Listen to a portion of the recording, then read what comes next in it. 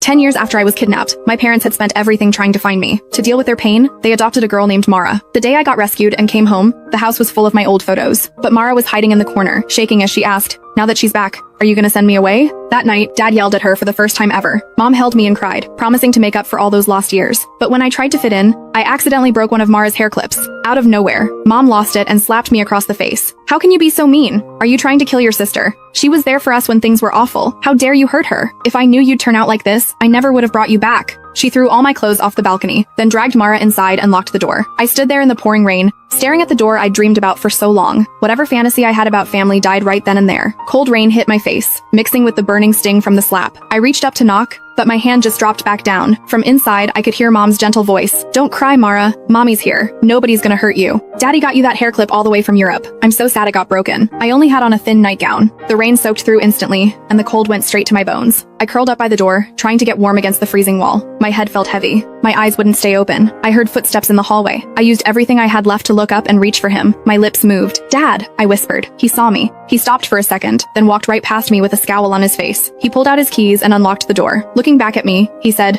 "Your mom's upset. Just stay out here and think about what you did. Don't make things worse. Mara's not feeling good. Don't scare her." The door slammed in my face. My hand froze in midair. Then slowly, I pulled it back and hugged my freezing knees. Right before I passed out, I heard Mara laughing inside. When I woke up, everything was hospital white. A nurse walked in. When she saw I was awake, she picked up the phone. "Hi, is this Stella Lane's family? She's awake. Her fever broke." Mom's voice came through. "Okay, we're busy right now. We'll come by later." The nurse hung up and poured me water, muttering, "What kind of parents are these? Their kid had a 104-degree fever and they can't even show up?" I held the cup. My fingers got warm, but my heart sank. They were busy comforting Mara, who was so upset over a stupid hair clip. And me, their actual daughter who'd been kidnapped for 10 years and was now in the hospital with a high fever? I was just in the way. I threw off the blanket and got up. I walked to the billing desk alone. I only had $100 in my pocket money a cop had given me. I pushed it through the window. "Ma'am, I don't have enough. Can I pay the rest later? I swear I'll pay you back." The woman looked up and pushed the money back. "Forget it, kid. Keep it and buy yourself some food." I walked out into the sunlight, but it didn't make me feel any warmer. I had nowhere to go.